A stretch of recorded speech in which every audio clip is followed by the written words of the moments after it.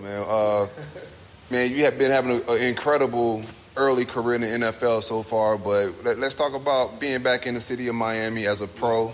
You from here, you played ball here, now you come back as a millionaire and get to hang and vibe in the city a little bit. Yep. What's that like? It's real smooth, having the opportunities to come home and get out of the cold, because, Buffalo is super cold up there, just to be able to come down here and reset, see the beach.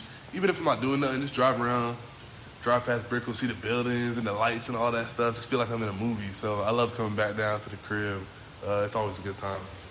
What's that like for you, Amon? You guys play together in the same locker room, y'all boys. What's it like to see your friends' dreams come true, man? Man, I love it. Sometimes they say you sometimes got to live through others, like their excitement, their achievement. And that's how I see it. I'm like, I seen him when he first came in at UM. You know what I'm saying? He was slimmer, and then I just watched him grow into a dominant player. But, we knew from the jump he was going to be that guy.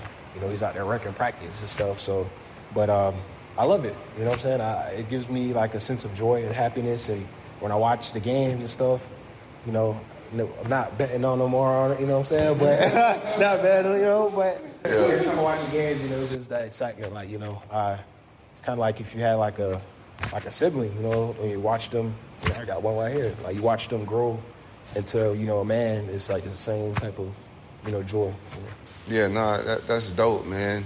Now, you just talking about, like, I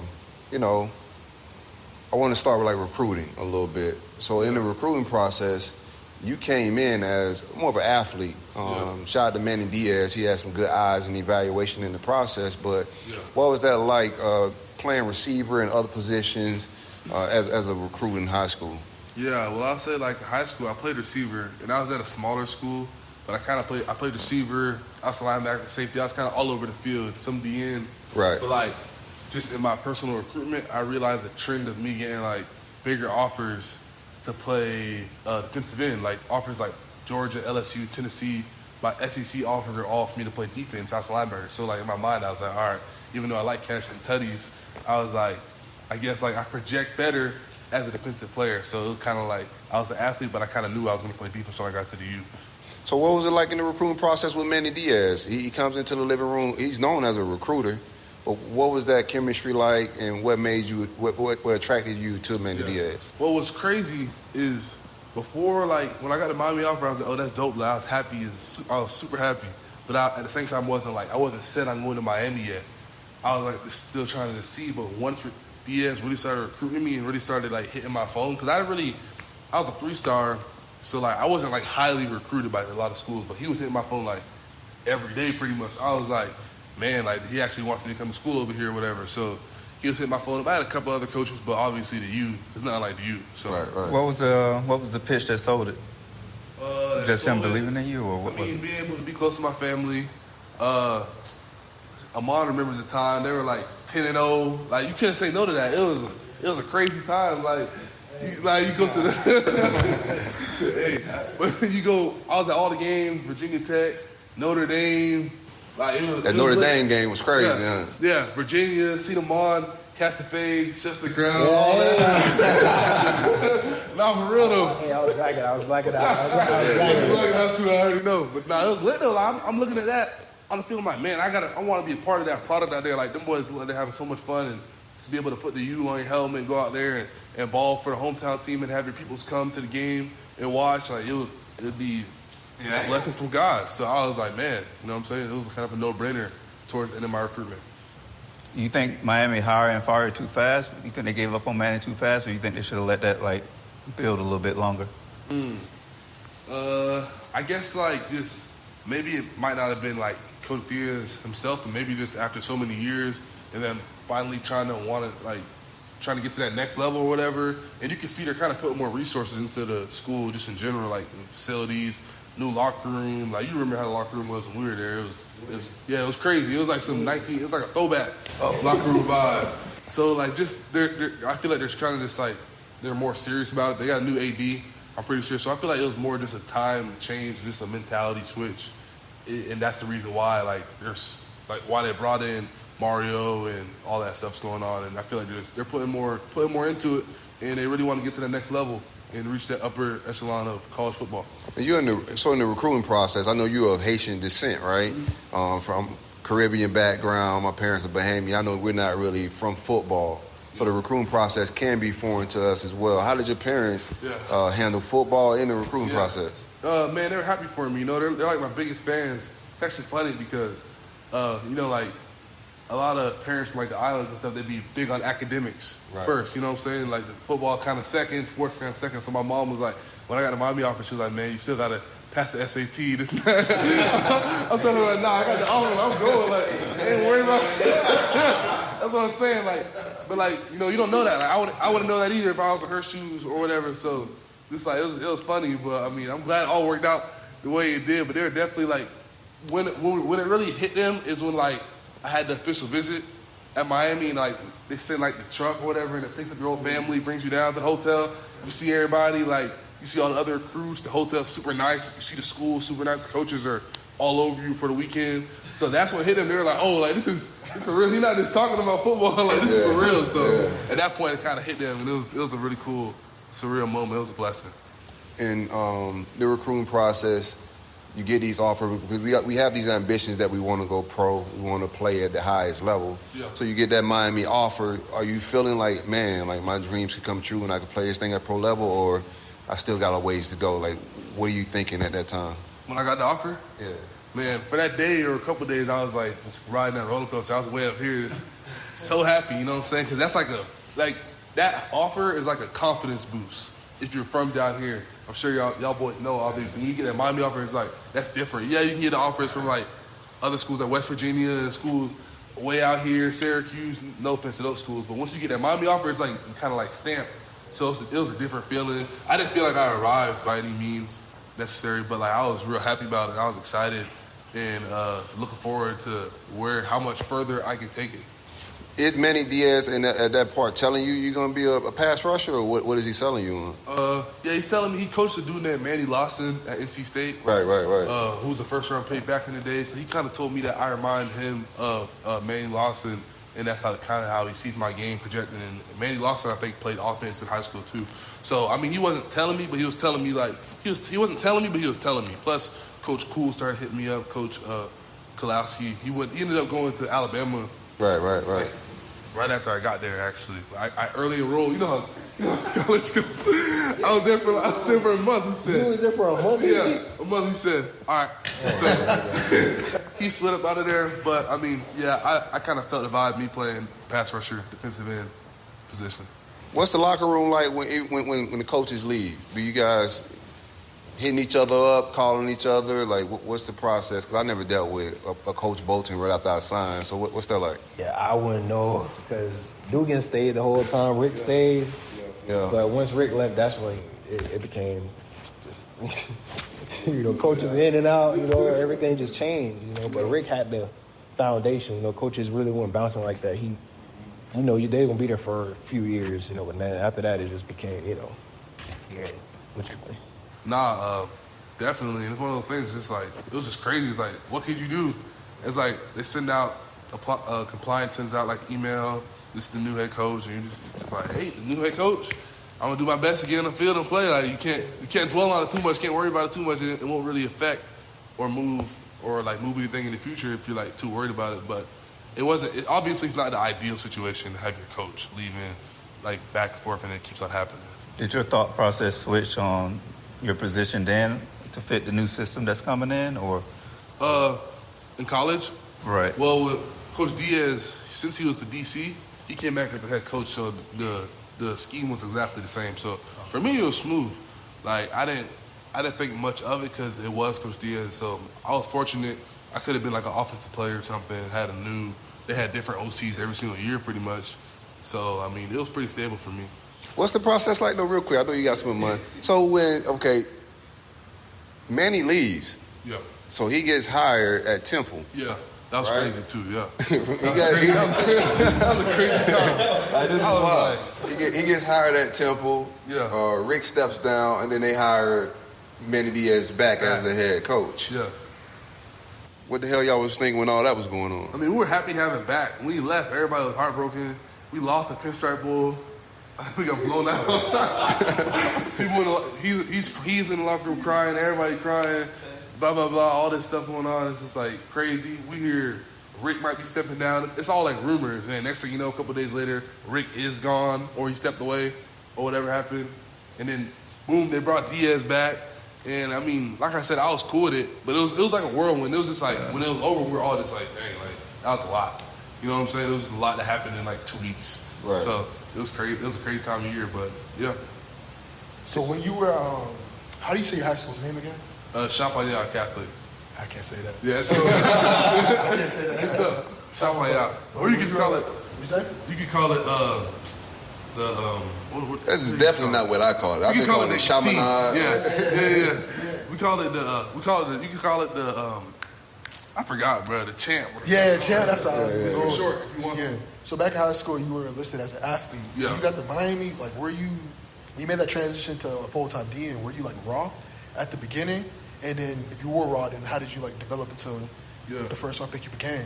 Yeah, I mean, I'd say, I was for sure. Like, because in high school, you kind of just run past everybody. You're bigger than everybody, stronger than everybody. I'm playing against the offensive tackle, like 5'8", 220 pounds. I'm way bigger than him, so it's like, it was definitely different coming to college. But, I mean, I had a good group of guys like Jonathan Garvin, who was a year ahead of me.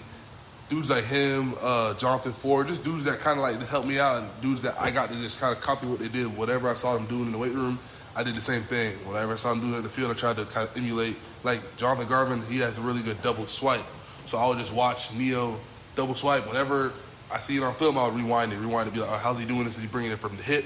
Is he running and bringing it from right here? Like, how's he working his moves? What are his eyes? Like, how does he progress during the snap? So just having dudes like that to look up to, Joe Jackson, having dudes like that, it made it real smooth and easy because they kind of paved the way for me. And I just had to just fall in line. I'll tell you what, I know Amon definitely hates Florida State the most. So season opener, y'all play Florida. So you take me out of it. How y'all feeling about that season opener coming up? We feel like we could crush them, honestly, and we should have. I don't even know how we lost that game, but Oh, you talking about his game? yeah. I don't know how we lost that. They play again this year too, right? Yeah, we got them this year. Y'all about to catch these hands, bro. Nah, not at all. But I mean, our mindset was like we're just gonna go out there and dominate them because we don't lose to Florida. Like it's just not how it goes. Like we're superior.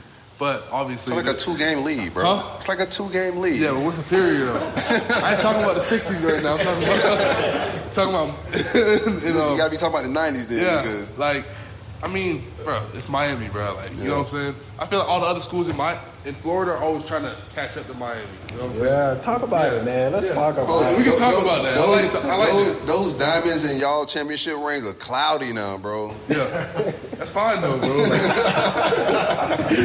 we got 5 of them. But I mean, like, bro, it's just different. Like, Mom, I tell you, it's different, bro. When you put the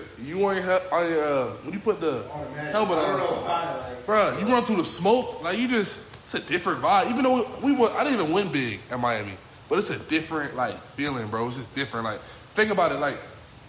Our logo is a U, like the university. So that's like the University of America. That's like, you know what I'm saying? Yeah. The logo is the U. It's not like we're Utah and we got a U because the state. It's like we're in Miami, but it's the U. You just gotta really think about that. You know what I'm saying? Yeah, but when that smoke and that cloud hit and you run out and it's just like 2,000 people. Yeah, it's true. They gotta fix that. They gotta fix that. Right. I ain't gonna lie, you're right, but we played Pitt. We was on a losing streak pro freshman year. We came out. That's all I know. Yeah. Nah, but back when they was playing Notre Dame, Virginia Tech, I was at them games. It was crazy. Yeah, it was crazy, bro. It was crazy. I watched dudes really like pass out and faint on the sideline just because it was so like the atmosphere was just so like you in it, like you literally like you yelling, you screaming. And I myself was yelling. I didn't lightheaded. I'm like, let me chill out. I'm in the moment. Too much in the moment, but yeah, dudes was out there like calling Vinny. You know what I'm saying? Like, yo, I'm lightheaded. I'm good. And you're all right. Yeah, just drink some water here. Yeah. Go ahead. You got it. I was gonna say, but I feel like that's such an important aspect of college football. Really, just football in general is when you hear that crowd, you see the crowd, and I don't know how to explain it. It brings something out of you, you know? And I feel like it just elevates like your level of play. That's a good point. Like you said all the time, like at UF, like you guys gonna grab 2-3 wins all just playing at home alone, and it's like we be joking about the Miami Stadium, yes, but I do wish like we can always relive like that Notre Dame Virginia Tech game every week, because it's like we had that type of atmosphere. Like you gonna grab 3-4 wins at home just off the strength that dudes are playing a little bit harder with passion. You know what I'm saying? Like, matter of fact, it just gives you a little bit more to think about. Like, when you're playing for a sold-out crowd, you can't make all the mistakes that you might without a bunch of people watching. It's just human instinct. You know, you got 80,000 glued to you. You're like, I can't be the one to mess up, or I don't want to be the person to get that flag because everyone going to see it. But when it's 2,000 people, it's like... Ain't nobody out here. So, like when you're in that crowded stadium, I know Amon said this in the past, but you go and make a sack in between plays. Does it quiet down mentally for you? Man, kind of how Amon said, like, I'll make plays, I'll kind of just black out. And then I'll just remember being on the bench after, like, when I finally take a deep breath. If I'm like, celebrating, it's like, I don't know, it's just like a time skip. It's just like, I'm in the moment.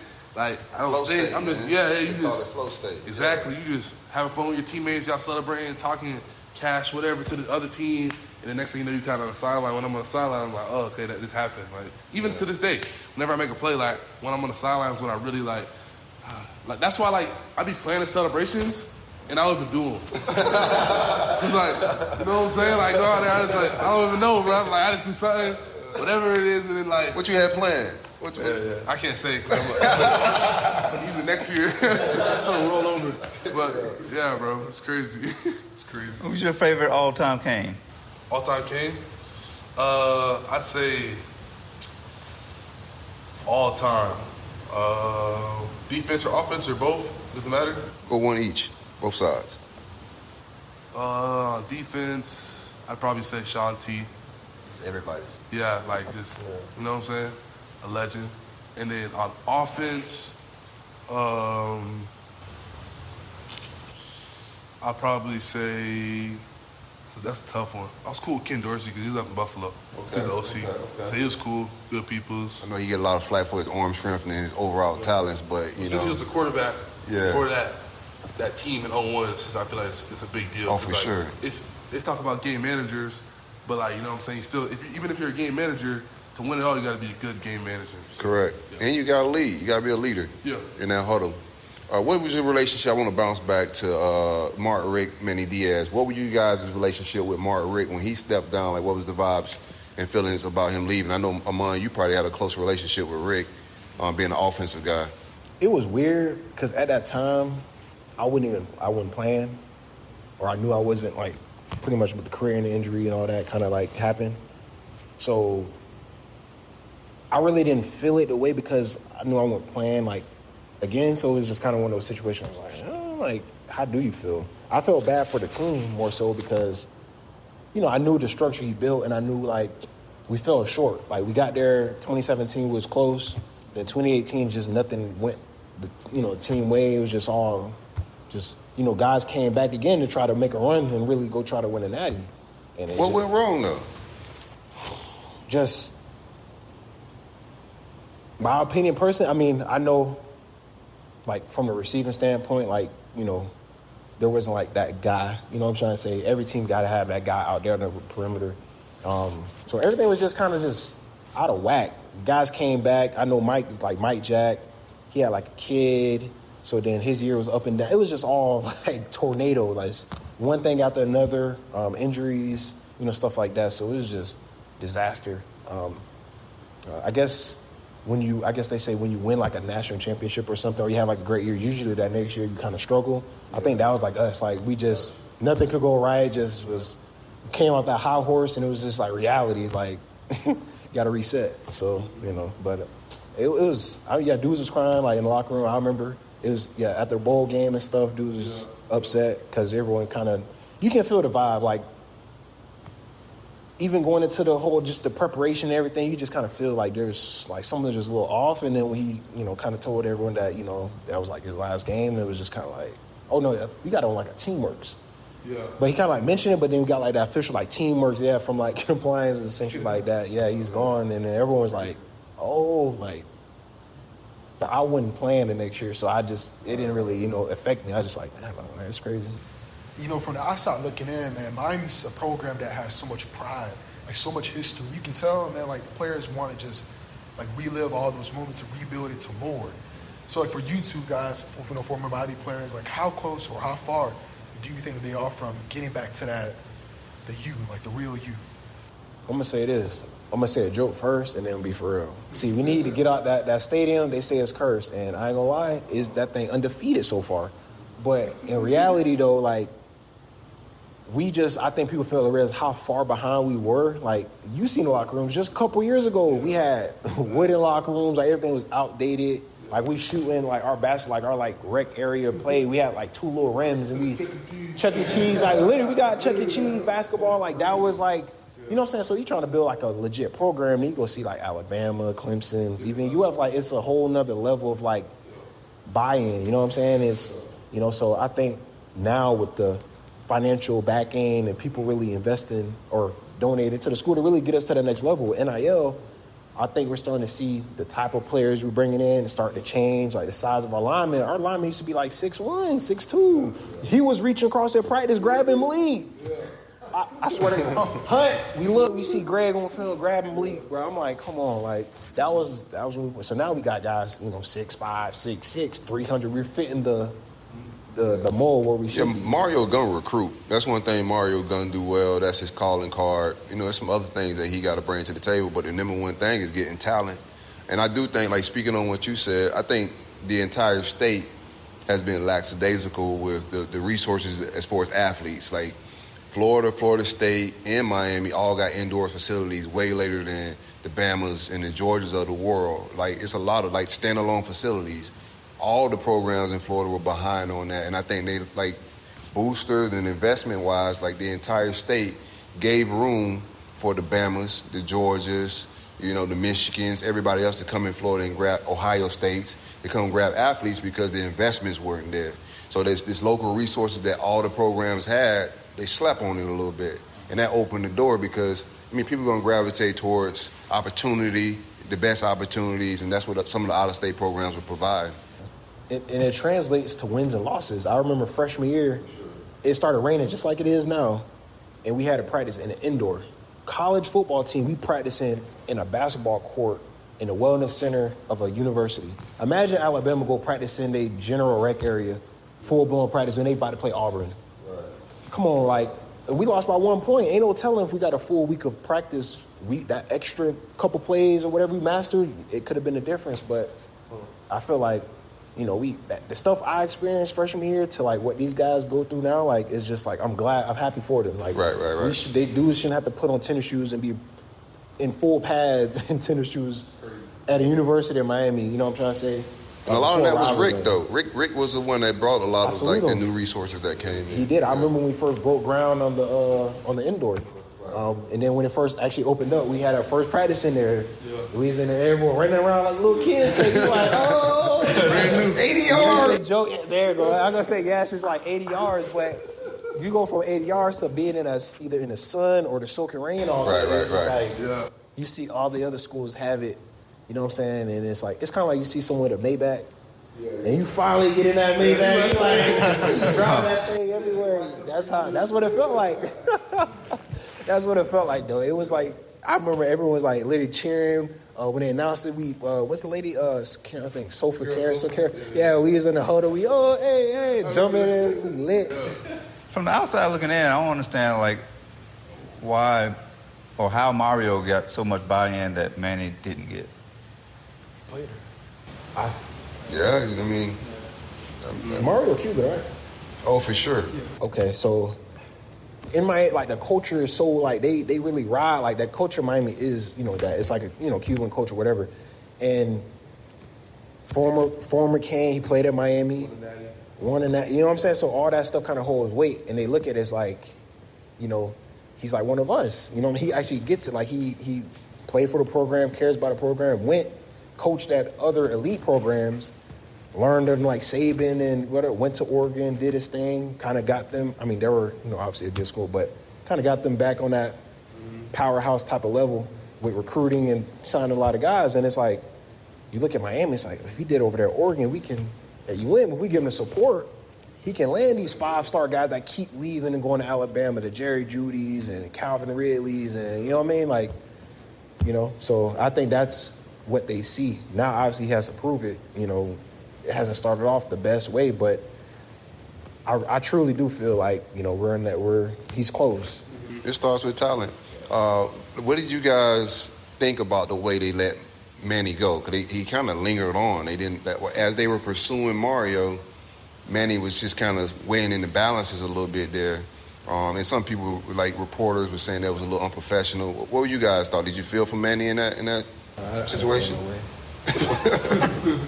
What you say, Ahmad? No, so I don't feel no way, man. You know. Yeah, me neither. I mean, in football, like whether it's coaches or players, people get done in unjust ways so many times. Like somebody's always on the short end of the stick. You know what I'm saying? Right. And if it happens to me in the future, nobody's gonna feel bad for me. You know what I'm saying? So it's like it's just part of it, and coaches will be quick to sell you a dream in college and leave once you step foot on campus. So it's like there's no loyalty when it comes to them and how they treat the recruits these days. So vice versa. I understand that. Speaking of, I guess, culture, being back here in Miami, you know, like in Buffalo, there's not a whole lot of great food and eye candy. So what's the first place you want to eat? Make sure you eat or scenery, yeah. When you got Probably back to like Tom Jenkins barbecue in Fort Lauderdale. It's fire. You know, yeah, he knows. But snappers, hooks, places like fancy places like Komodo, Carbone. If I want like a fancy dinner, just all those spots. Or I'll just go to Publix and get a pub sub. You can't do that in Buffalo. So I mean, yeah, Buffalo's also great too. But I feel like the best thing about Buffalo is really the people.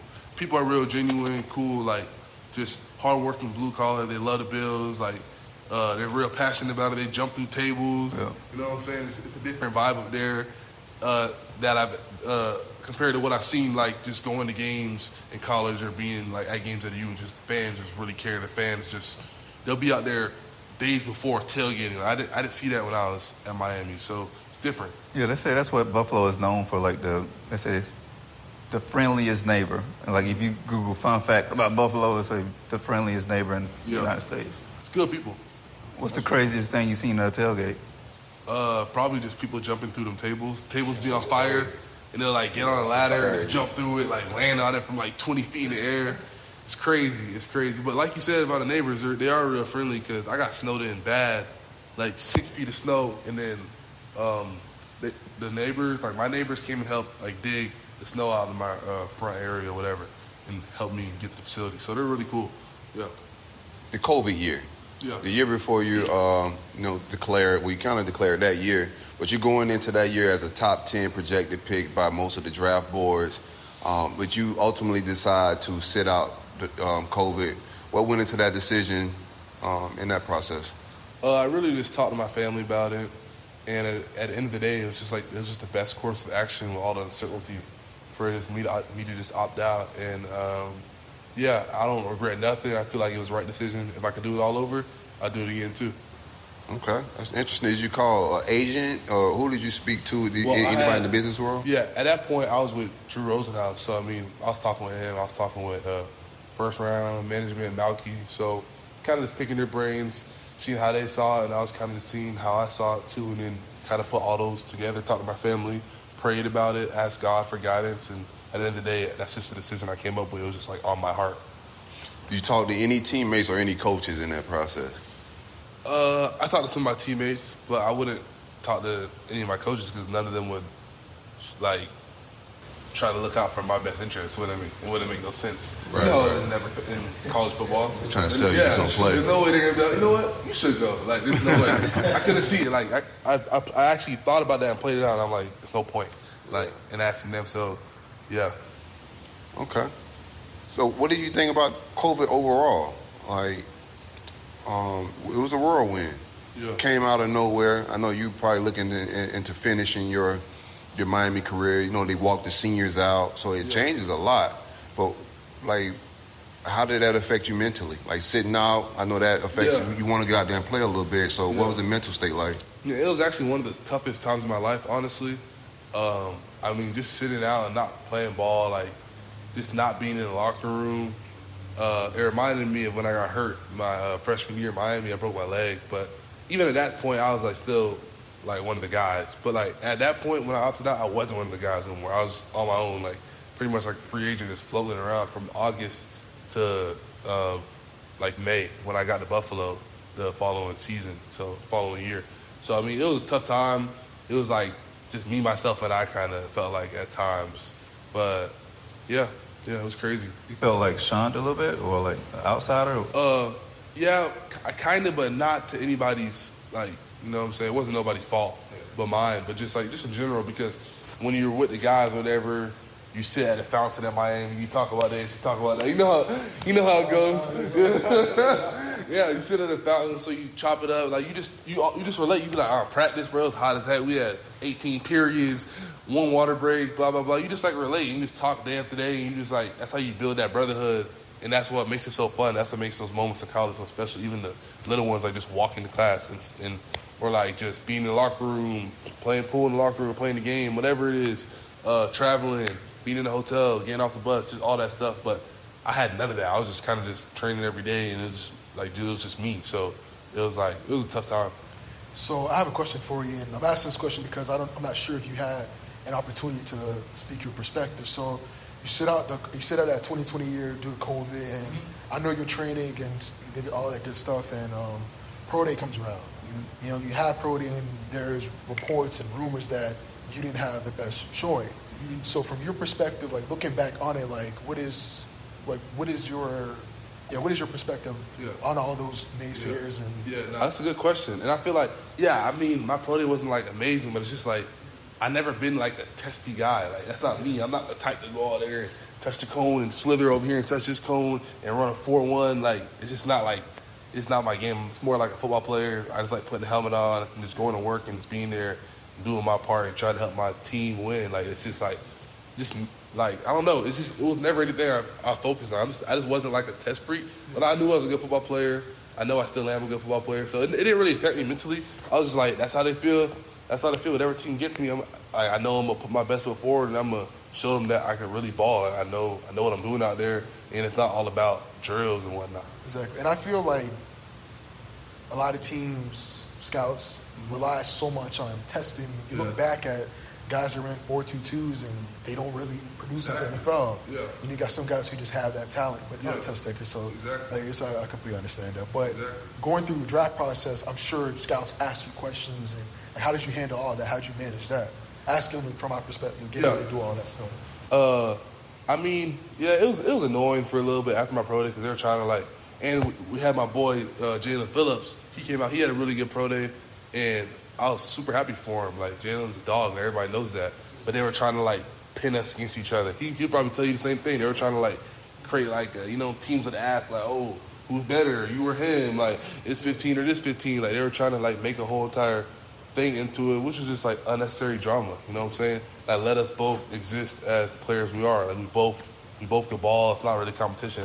Every single path is different. So, I mean, that part was annoying because they were trying to, like, just make weird narratives and stuff, but it's cool. I'm glad it's over. That process was just weird. Yeah, they get picky, and I just remember just like a flashback of that time when I remember Jalen Phillips thing, but I also remember one of the critiques, and it was like weird. They said you would fall into sacks. That was one of the critiques. So it felt like when you had that year off, they had the space to kind of nitpick things because you didn't have that year. So much time to just really just dig into everything, dig into every little like. In every single way I came short. They had so much time to do it because I opted out in August and got drafted in late April. So it's like you had so much time to do this. He's not that good, blah, blah, blah. I just rewatched my film over and over and over again, and I didn't have any new film to put in front of him because obviously I wasn't playing. So, yeah. And I also saw like my bad, Mom. I also saw like an article in Miami Herald saying that was asking the question, are you a one-hit wonder or NFL star? So I was gonna ask, when you see stuff like that, and you hear stuff in the media, like what do you do to box that out? When it comes to like listening to the media, it's tough. I don't put too much stock into it because I know like what goes on between my two ears, and like I know like who I am as a player and what I'm capable of. But obviously, like sometimes you hear stuff, you know what I'm saying, and then like it's easy to kind of just like overthink it, and good or bad. Like, and I feel like you gotta really stay off like things like Twitter, because you might search your name looking for something good. Y'all know how it goes, bro. And then You might see me on there, man. Talking crazy. Yeah, he sucks. Yeah, so just like it's like unnecessary stress. So I mean, I try to like stay out of it. I'm not perfect. Sometimes I still look at it. You know what I'm saying? Like I'm human. So I mean, it's tough, but you gotta be able to kind of just block it out and just know, like, even if you do look at it, be able to be like, bro, these people are on their couch. You know what I'm saying? They have no idea what goes on in the building or what goes on a day-to-day basis in whatever league you're in. And yeah, it's not what it seems. But if you go on Twitter, it's a whole other world. It's crazy. For sure. You're in your career at Miami. You know, you go through the draft process. Like, what was your emotions, man? Like when you got picked by the Bills. Yeah. Like, were there fears that you would slip out of the first round? But ultimately, when you got selected, like, explain all those emotions. You know, seeing your family's reactions, your little brother's reaction. What was it like? For you? That was like the best moment of my life, just seeing how everybody reacted, and it was just like a weight lifted off my shoulders, and I was just so grateful that Buffalo picked me, and I still am. It was just an amazing moment. And I mean, before that, it was stressful because like I actually went to the draft in person, so just seeing the clock tick down and then them get to pick 30 or like pick 28, because I got the call like maybe during pick 29. I'm just like, man, like it was just like crazy. I'm like, man, like slipping out the first round doesn't matter where you get drafted, but it's just the fact that I was there in person. I didn't want to slip out the first round because like I did all that, got a suit, went to Cleveland, brought my whole family with me. I didn't want that to happen because it's just like I'd be like, dang, it'd be whatever if it did, God's plan, but it didn't happen that way. So I'm glad it happened the way it is. I'm glad Buffalo picked me. I mean, it was a crazy moment. It feels like it was just yesterday, but it was actually like 3 years ago. So time flies. But I mean, I could have asked to be picked to a better organization, but just that moment was just amazing. It was great. Before it was Buffalo, was there a team that you thought you were going to go to before you got that call? Yeah, I know like the Saints are interested in me. The Ravens are interested in me, like his teams in like the 20s, and then ultimately into being picked 30. Yeah. Who was your favorite team? NFL team? Back in the day? I mean, I watched Miami because I was down here, you know what I'm saying? But, I mean, I wasn't the biggest NFL guy, you know what I'm saying? I was more of a college football guy, actually. Yeah, it's me. Favorite op? Like, favorite player on the opposing team out of Florida State, Florida. Out of Florida State and Florida. Player you watch, even though, now you pull for you, but... Like right now? Jalen Ramsey. So. Yeah, I was about to say the same thing. Yeah, Jalen Ramsey. Yeah, Jalen Ramsey. Just a dog, like... That performance he had, I think down here when we played against him, he was like clapping. What's his face? Like, yeah. Your best game was against Florida State. You had 4 sacks. Yeah.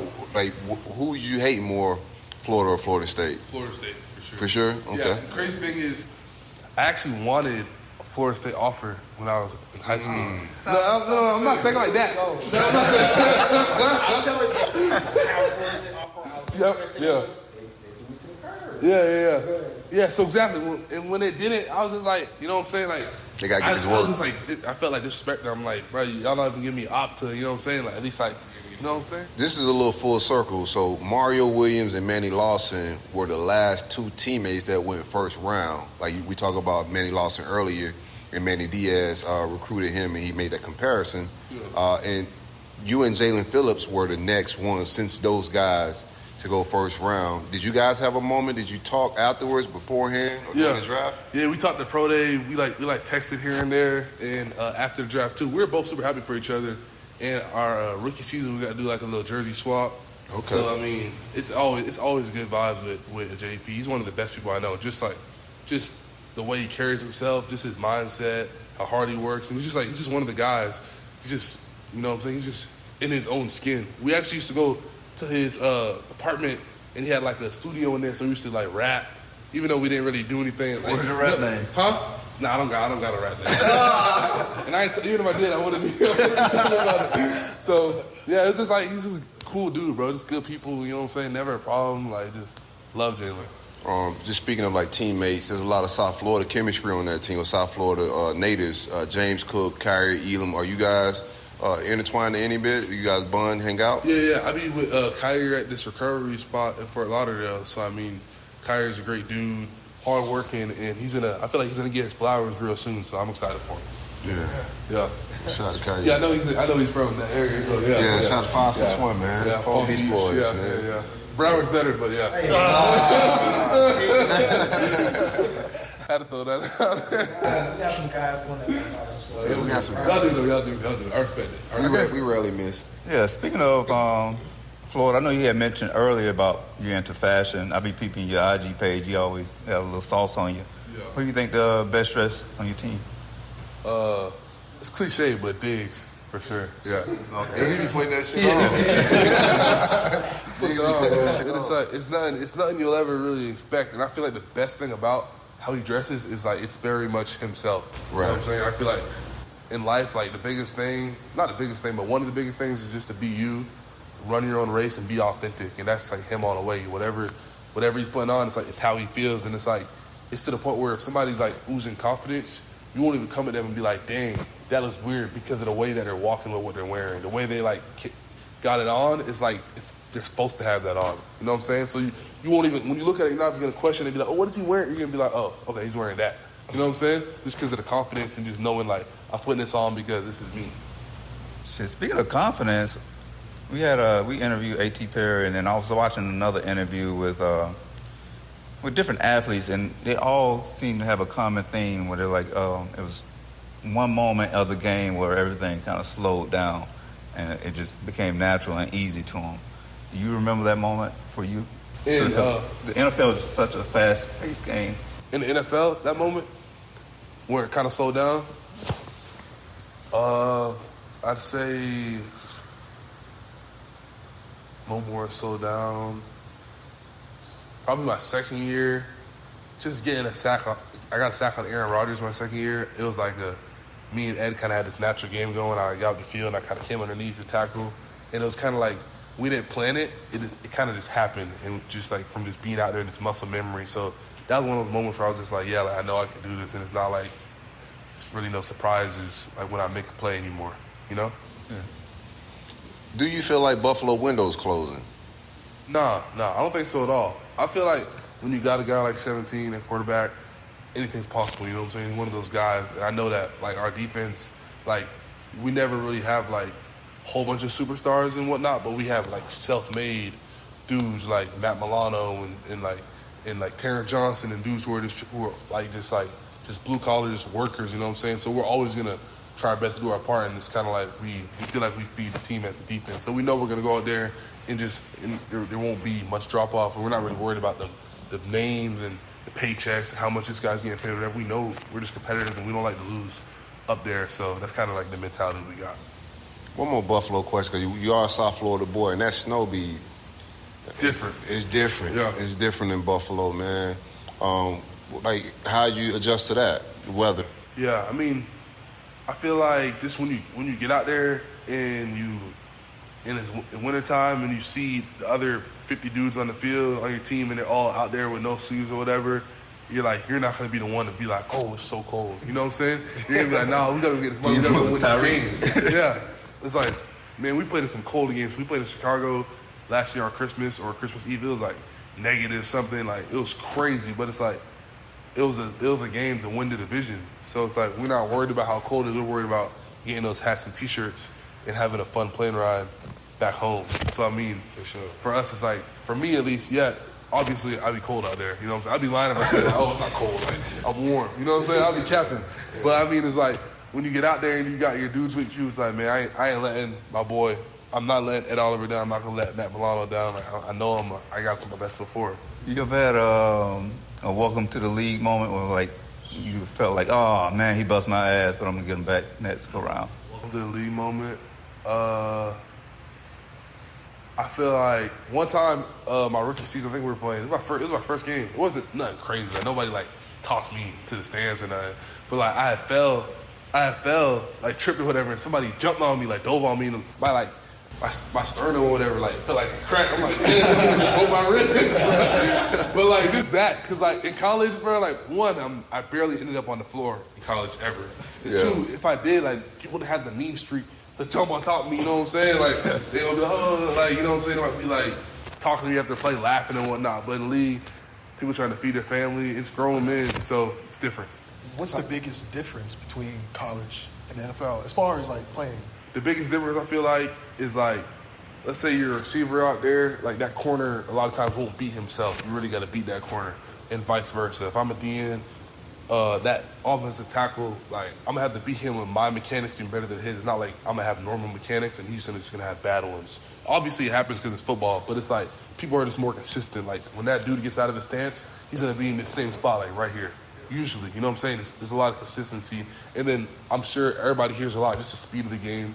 It's faster just because dudes are just moving faster out there, and dudes kind of just process things quicker. If you're a receiver, the quarterback's reading the coverage quicker. If you're a DB, if you're a receiver, the DB's probably reading your route quicker. And then if you're a receiver, you're probably reading the coverage quicker too. If I'm a DN, I'm deciphering run versus pass like a little bit quicker than I used to in college. So just all those things are just a little bit faster. You got to be on your P's and Q's.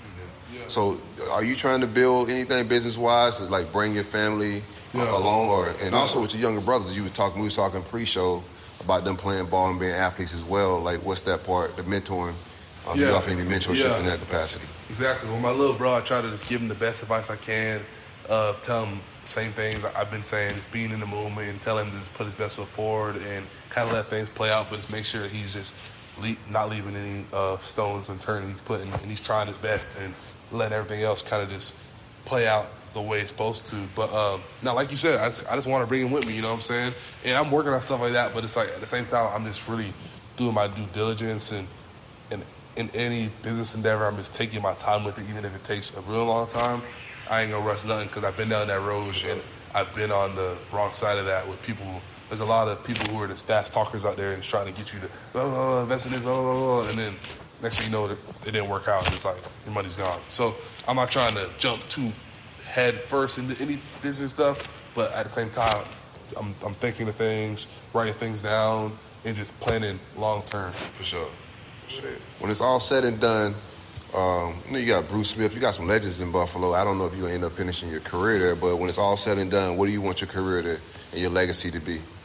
I feel like just one of those game changers that affected the game, you know what I'm saying, week in and week out. Somebody who made big time plays in important moments, and I'm not there yet, but I'm striving to get there, and I'm not going to stop until I do, or at least I know for sure. One thing I can promise you is that I'm going to give my best effort. I'm going to try my best, and I'm going to keep on working hard and keep trying to build on what I've done and just get to that upper echelon and just get to the player I could be, God willingly. It's been a vibe, man. Another fire conversation with Flo Factory, Gregory Rousseau. We out. Peace. Good hands.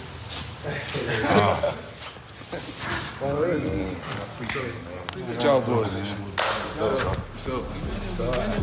We winning. Yeah, don't look now, it's just the beginning.